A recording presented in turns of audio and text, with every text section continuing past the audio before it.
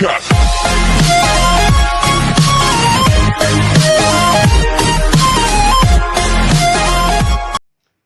अस्सलाम वालेकुम।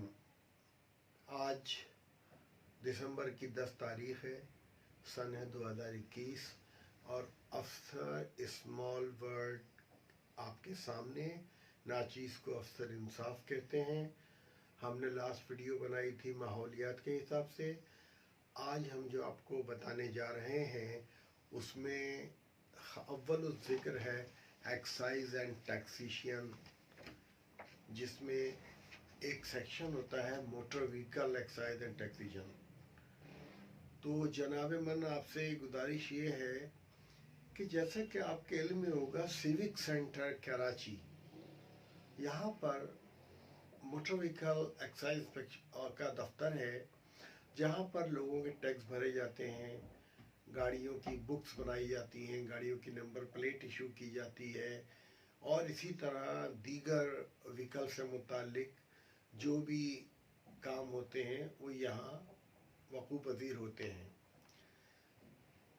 बड़े अफसोस के साथ कहना पड़ता है कि कभी आपका जाने का इत्तेफाक हो, आप देखिएगा जो भी काउंटर्स बने हुए हैं वो बहुत खचाखच भरे होते हैं और आपके वहाँ पहुँचने से पहले जब आप नीचे ग्राउंड पर होते हैं, कई ब्रोकर हजरत आपके पीछे पड़ जाते हैं और कहते हैं कि लाइए हम आपका काम करा देते हैं, इतने पैसे लगेंगे, इतने पैसे लगेंगे। हालांकि वो काम क्या होते हैं, या तो गाड़ी का टैक्स पे करना होता है, या तो गाड़ी की नंबर प्लेट लेनी होती है, या तो गाड़ी की बुक बनवानी होती है, या गाड़ी की बुक गुम हो गई है तो डुप्लीकेट बुक के सिलसिले में जाना होता है। लेकिन अफसोस सद अफसोस कि ये सारा काम बाहर ही बाहर हो जाता है पैसे देने के अवज़। अगर उसकी फीस मान लें कि 200 रुपये है तो बाहर वाला आपसे 1000 रुपये लेगा और वो काम जो वो 15 दिन में करते हैं 2 दिन में करके आपको दे देगा। इस वक्त बताने का मकसद ये है कि हम यहाँ बैठे हैं कराची जैसे बड़े शहर में, यहाँ कोई पुरसाने हाल नहीं है। गो कि मेरा मकसद किसी की दिल आज़ारी नहीं है, लेकिन बावर ये कराना है कि ये सब कुछ क्या है। सबको पता है कि ये क्या हो रहा है, क्यों हो रहा है, लेकिन इसका सद्देबाप क्यों मुमकिन नहीं। ये कंप्यूटराइज्ड दौर है, हर चीज़ रेडी है, फिर भी लंबी लाइनें, लंबी कतारें, रिश्वत और ये सब कुछ क्या। ये छोटी छोटी चीज़ें हैं बज़ाहिर, लेकिन लोगों को कितनी तकलीफ का सामना करना पड़ता है, कभी आपने सोचा? देखिए, हम किसके पास जाएं, किससे रोएं, किससे शिकवा करें। बाहर काम आसानी से हो जाता है लेकिन पैसे देने पड़ते हैं। वही काम काउंटर पे आते हैं तो एक काम 1 महीने में भी नहीं होता और वो चक्कर पे चक्कर लगवाते रहते हैं। बहरहाल सभी लोग आंख वाले देख रहे हैं, कान वाले सुन रहे हैं, आगे तो मैं कुछ कह नहीं सकता। लेकिन आज जो है मेरा इसके अलावा एक मकसद और था, और वो था कराची के तकरीबन हर थाने में 50 से लेके 100 मोटरसाइकिलें और गाड़ियां ढेर लगा हुआ है और वो धूप और बरसात से गल सड़ रही हैं। यकीनन वो गाड़ियां या तो किसी कार्रवाई में इस्तेमाल हुई हैं, या चोरी शुदा हैं, या किसी केस में इन्वॉल्व हैं। एक लामहदूद मिकदार हर थाने में खड़ी हुई हैं, बल्कि गिरी हुई हैं, बल्कि लेटी हुई हैं। और अगर आप अदीद भट्टी थाने के पार्क के पास चले जाएं, वहाँ आपको कारों का, मोटरसाइकिलों का एक पहाड़ नज़र आएगा। गाड़ी पे गाड़ी, गाड़ी पे गाड़ी, गाड़ी पे गाड़ी, फिर मोटरसाइकिलों के ढेर। इसी तरह गुलबर्ग टाउन का जो एरिया है यूसुफ प्लाजा के पीछे, कभी वहाँ जाने का इत्तेफाक हो तो वहाँ भी यही सूरत हाल है। ये वो गाड़ियाँ हैं जो या लोगों की चोरी हुई हैं या पुलिस ने किसी केस में उनको पकड़ा है। अब यहाँ आप सोच रहे होंगे कि ये सब बताने का मकसद क्या है।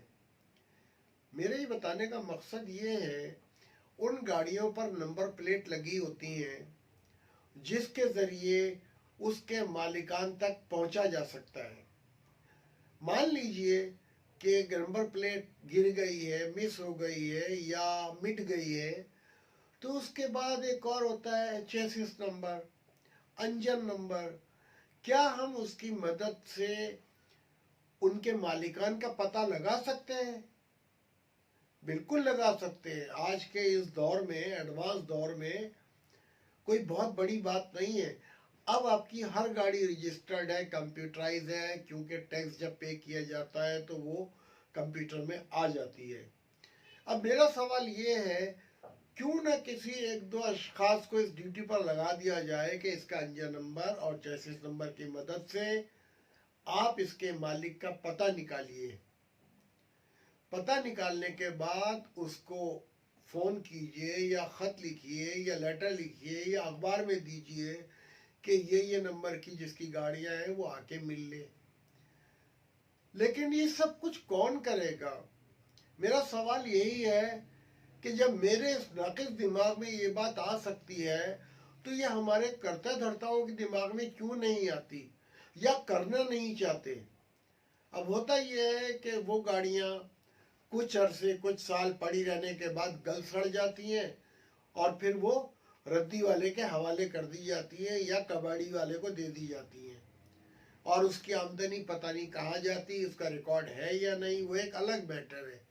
इस वक्त बात ये हो रही है, जो हजारों, बल्कि अगर आप पूरी कराची की जमा करें तो लाखों मोटरसाइकिलें और कारों का जो ये अंबार और ये पहाड़ लगा हुआ है, क्या ये छट नहीं सकता? क्या उन मालिकान को गाड़ियां वापस दी नहीं जा सकती? क्यों नहीं दी जा सकती? ये कराची शहर है मेरे भाई।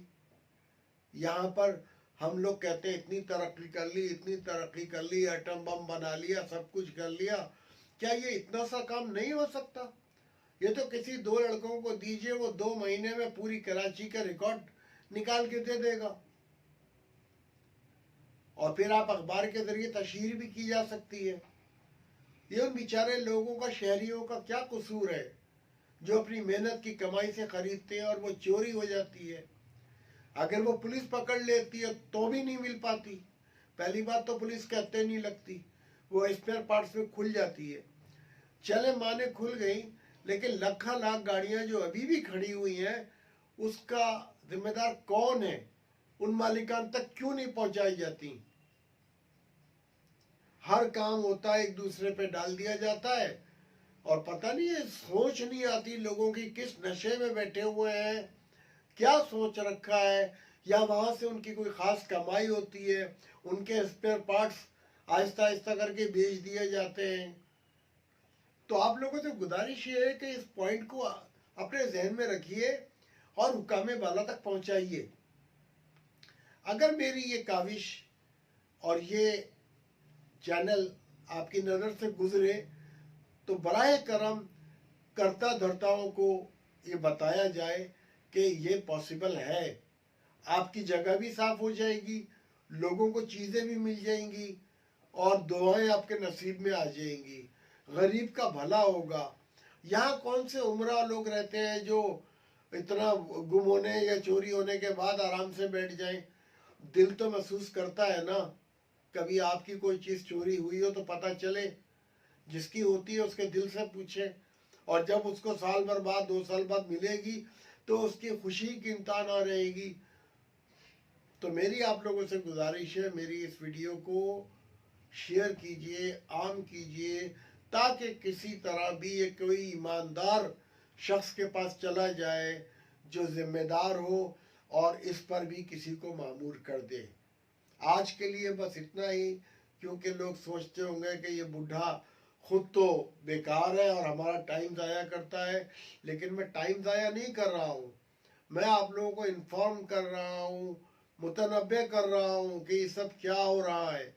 प्लीज़ बराए मेहरबानी इसको शेयर कीजिए, इतना शेयर कीजिए कि ये किसी शरीफ आदमी के तक पहुंच जाए जो जिम्मेदारी से अपना काम निभा ले और आपकी गाड़ियां आप तक